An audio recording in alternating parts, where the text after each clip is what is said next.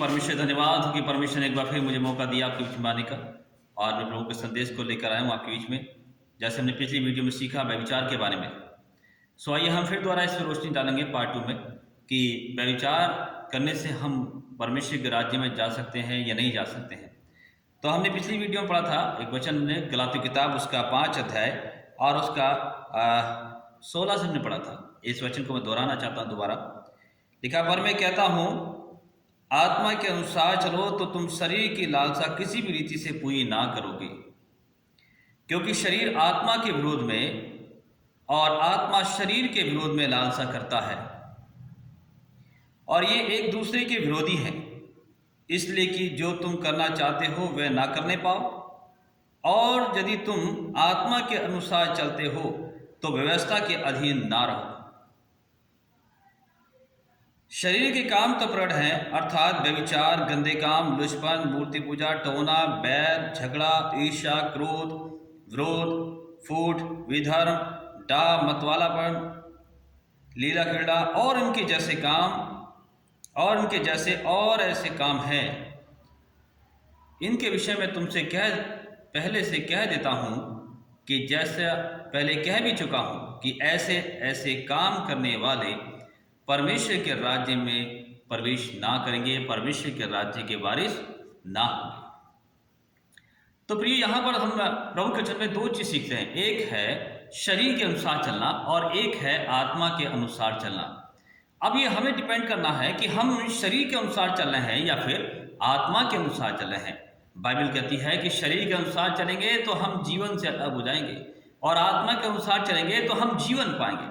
और जीवन पाने से हमें कोई रोक भी नहीं सकता यदि हम आत्मा के अनुसार चलेंगे तब। और यदि हम शरीर के अनुसार चल रहे हैं तो हमें मृत्यु पाने से कोई रोक नहीं सकता, क्योंकि हम शरीर के अनुसार अपने चल रहे हैं और अपना बुराई का बीज, एक ऐसी फसल अपनी उगा रहे हैं जिसका अंत सिर्फ आग में झोंकना है, जिसका जलना निश्चित है। तो ये हम पे डिपेंड करता है कि हम किस प्रकार चल रहे हैं। तो इसलिए बाइबल में साफ लिखा है कि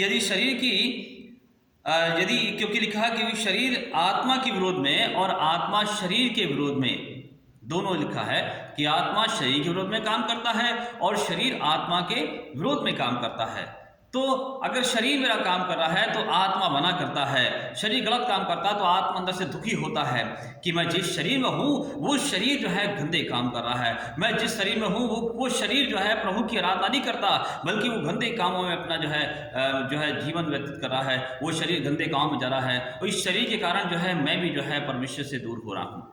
और यदि आप आत्मा के अनुसार चलते हैं तो आपका आत्मा तो होता ही होता है, परमेश्वर के साथ जुड़ता है, पर आपका शरीर भी क्या होता है? शुद्ध होता है। तो इसलिए जब शरीर के काम होते हैं तो आत्मा उसमें सहभागी नहीं होता है, और जब आत्मा काम होते हैं तो शरीर उसमें सहभागी नहीं होता है। इसलिए हमें ध्यान रखें, ये एक दूसरे के विरोधी हैं। शरीर कुछ और चाहता है, हमारा शरीर कुछ, मनुष्य का शरीर कुछ और चाहता है, लेकिन आत्मा का मनसा कुछ और है। आत्मा चाहता है मैं अपने परमेश्वर के साथ बात करूं, आत्मा चाहता है मैं अपने परमेश्वर के साथ उसकी संगति करूं, आत्मा चाहता है मैं जहां से आया हूं उसके पास चला जाऊं, आत्मा चाहता है मैं जिस ज्योति से निकला हूं छोटा सा उस ज्योति में शामिल हो जाऊं, आत्मा चाहता है मैं जिस शरीर में हूं उस शरीर में मैं परमेश्वर की आराधना करूं होकर, लेकिन शरीर नहीं चाहता।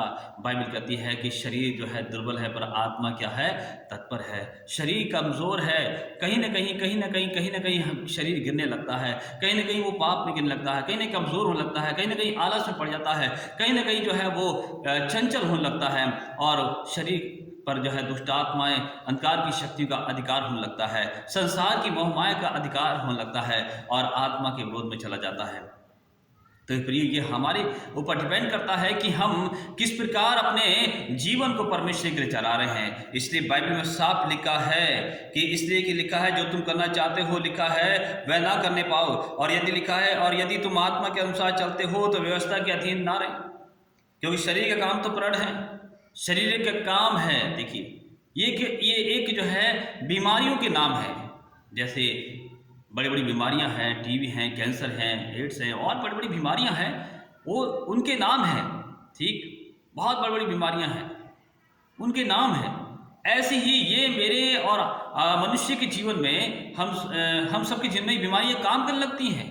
मनुष्य की जो बीमारी काम कर लगती हैं, बीमारियों के नाम है जो हमें परमेश्वर से अलग कर देते हैं। तो ये जांचें अपने आप को कि आप कौन सी बीमारी की जो है, आप कौन सी बीमारी से ग्रस्त हैं। जैसे हम डॉक्टर पर जाते हैं, बीमार हो जाते हैं, वो डॉक्टर कहता है कि आपको बीमारी है, कोई परेशानी है, उसकी जांच करनी पड़ेगी। जांच करने के लिए आपको ब्लड देना पड़ता है। तो ब्लड जब देते हैं तो टेस्ट होता है, तो उसमें फिर सारी बीमारियों के नाम आते हैं कि ये बीमारी आपको है, बीमारी आपको है। ऐसे ही हमारे खुद जो है टेस्ट करें अपने आप जांचें अपने आप को, आप जांचें अपने आप को कि आप कौन सी बीमारी से ग्रसित हैं। कहीं ये बीमारी आपके अंदर तो नहीं है, ये रोग आपके अंदर तो नहीं है। इन रोगों से मुक्ति पाने के लिए, इन रोगों से छुटकारा पाने के लिए केवल एक ही दवा है। और ये बीमारी कौन सी, देखिए लिखा है बीमारी का नाम।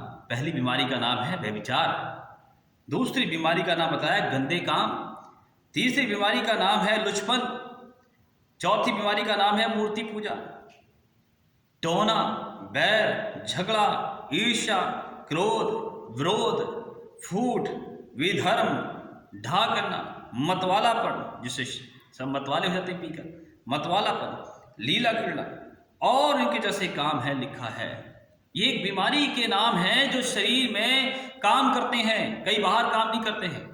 ये मनुष्य के शरीर में काम करते हैं और जब मनुष्य के शरीर में दाखिल होता है तो मनुष्य का शरीर, मनुष्य का जीवन ये बीमारियां खोखला कर देती हैं।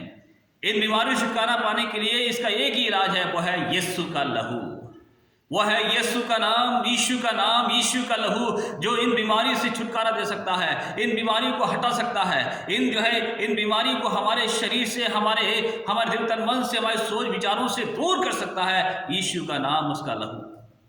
अगर आप यीशु के साथ चल रहे हैं, आप यीशु से प्यार करते हैं, तो ये बीमारी आपके जीवन में नहीं रह सकती। इसलिए आत्मा के अनुसार चलो। जब आत्मा के अनुसार लिखा है, जब तुम आत्मा के अनुसार चलोगे, लिखा है, तो शरीर की इच्छा कभी भी पूरी नहीं कर सकते। क्योंकि लिखा है यहाँ पर मैं कहता हूँ, पौलुस कहता है, पर मैं कहता हूँ आत्मा के अनुसार चलो तो तुम शरीर की लालसा किसी भी रीति से पूरी नहीं कर सकते।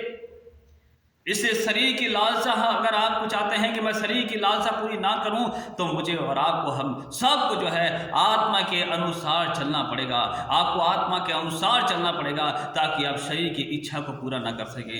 हम खाना खाते हैं, ये तो शरीर की इच्छा है, खाएंगे हम, ठीक।